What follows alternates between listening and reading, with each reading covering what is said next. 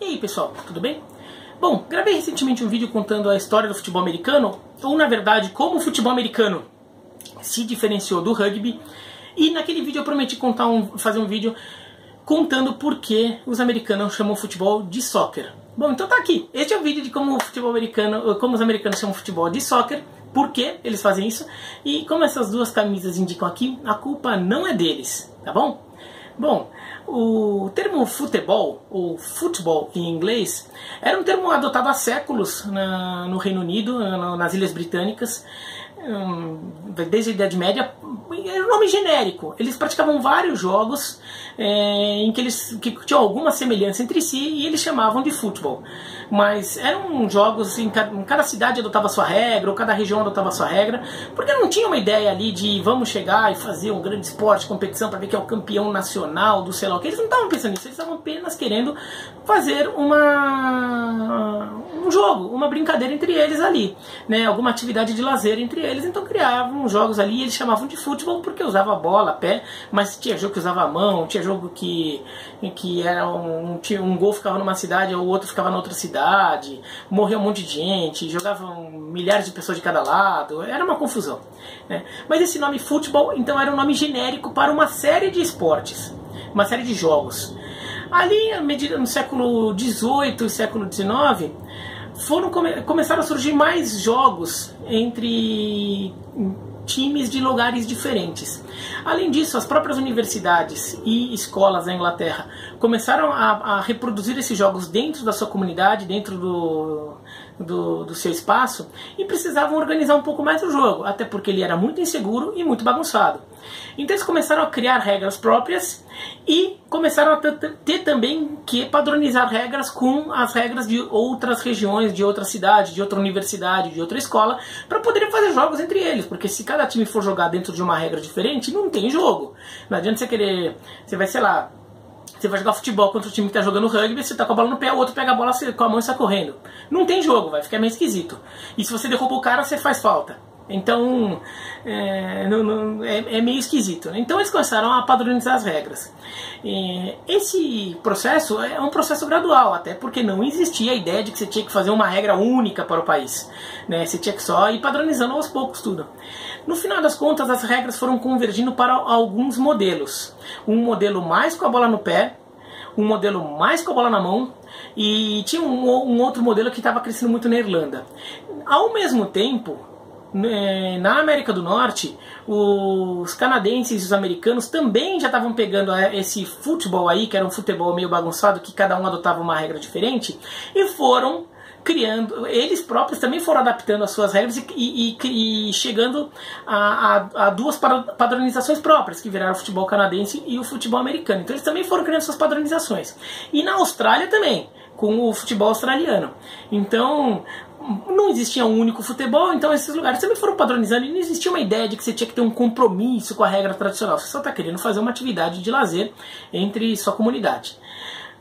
No final das contas, os ingleses foram cada vez mais convergindo aí as regras para o jogo com o pé e o jogo com a mão, até que houve uma reunião em Londres, num bar de Londres, em 1873, para ratificar uma regra toda para todo o país, porque daí já estava todo um cenário aí que pedia isso. A Universidade de Cambridge era a favor de uma regra mais com a bola nos pés, em que você não podia pegar bolas com as mãos e praticamente só chutava. A escola de rugby era a favor de um futebol que você pudesse usar as mãos mais. E muitas escolas foram para o lado de Cambridge e criaram a Associação de Futebol, que seria uma entidade criada por elas para organizar e cuidar das regras do que seria esse novo esporte, essa versão padronizada do futebol, ou do futebol. Só que a escola de rugby e algumas outras escolas não concordavam, elas saíram da reunião e resolveram elas criarem o seu futebol, estabelecer as suas regras. E no final das contas, qual que era o futebol verdadeiro? O futebol de rugby ou o futebol de Cambridge? Bom, na verdade, assim, nenhum era, para a visão da época, nenhum era mais futebol que o outro. Então um virou o futebol da associação, porque foi criada a Football Association, né? Então um virou o futebol da associação e o outro virou o futebol de rugby. Eram dois futebols, cada um cuidado por um o liderado aí por uma escola diferente. O futebol da associação, o Football Association, acabou virando o nosso futebol. E a Football Association, criada naquela reunião, virou a Federação Inglesa de Futebol até hoje.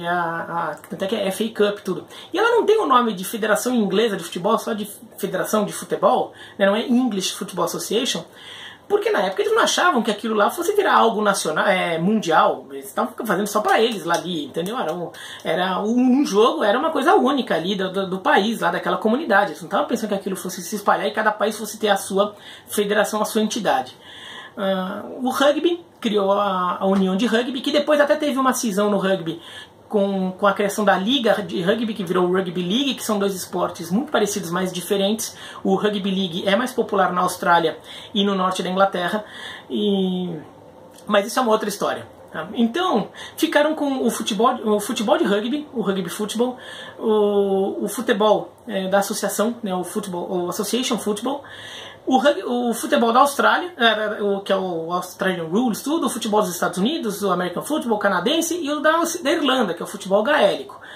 Qual futebol era mais futebol? Bom, entre os britânicos, o que contava mais era o gaélico, mas principalmente o rugby e o da associação. Mas todos eles eram vistos como detentores legítimos, herdeiros legítimos do nome futebol, daquele esporte lá da Idade Média. Então, eles começaram a chamar o Football Association e o Rugby Football, o Association Football e o Rugby Football, de apelidos. Para o rugby, eles criaram o Rugger, já que é rugby, né, R-U-G, viraram o Rugger, R-U-G-G-E-R. E o Association Football virou o Soccer, que o SOC vem de Association, que fica um S-O-C, A-S-O-C e segue, né? Então, virou o Rugger e o Soccer. E os ingleses usavam Rugger e Soccer. No resto do mundo, o rugby não ficou tão grande assim. Ele ficou grande só nas ex-colônias britânicas, principalmente na França. Enquanto isso, o futebol da associação cresceu no mundo inteiro. E então, mesmo lugares que praticavam mais uma outra versão de futebol também praticavam o futebol da associação. Isso chegou nos Estados Unidos. E os Estados Unidos falaram, é que esse esporte com a bola no pé aqui, o futebol pra gente é esse negócio que a gente inventou aqui, adaptando o jogo com a mão. E esse esporte novo é o Association Football. Tem outro nome pra gente chamar? Os ingleses chamam de soccer, então eles começaram a chamar de soccer. É um termo que eles importaram da Inglaterra. E isso permaneceu na Inglaterra por muitas décadas. Nos Estados Unidos ficou até hoje, né? Mas na Inglaterra isso permaneceu por muito tempo. Em 1960 foi criada uma revista de futebol importante, uma revista que existe até hoje, que é a World Soccer, uma revista inglesa. E até hoje tem esse nome, World Soccer. E na Copa de 66, na Inglaterra, que os ingleses resolveram tomar o futebol inglês, né? A comunidade do futebol da Inglaterra resolveu tomar definitivamente o nome futebol para ela. Né? O futebol passaria a ser o nome básico do futebol da associação. Até porque no resto do mundo já era assim. No resto do mundo, tirando Estados Unidos, Austrália, Canadá e Irlanda, futebol, ou versões dessa palavra, era um único jogo, o futebol com os pés. Então a Inglaterra passou a adotar isso também, até por uma questão de marca, uma questão de reforçar a marca do futebol e o quanto aquele esporte virou uma coisa global. Então, a partir da segunda metade dos anos 60, que os ingleses abraçam de vez o nome futebol, sendo apenas para um futebol. Até então, mesmo na Inglaterra, se você falasse futebol, para cada região da Inglaterra, as pessoas poderiam entender que você está se referindo a um esporte diferente ou achariam que a frase é dúbia. Bom, os americanos acabaram seguindo isso e ficaram com o soccer até hoje. Mas então essa historinha, como surgiu o nome soccer, surgiu na Inglaterra, porque futebol era um nome genérico de vários esportes. Aqui pra gente é tão enraizado, tão claro o que é futebol, que parece meio inadmissível isso, mas foi assim, tá bom? Bom, se vocês gostaram do vídeo, dá um joinha, se não gostaram, dá um linha pra fora. Se inscreva no canal, clica no sininho, comente aqui embaixo qualquer coisa, tá bom? Um abraço e até mais.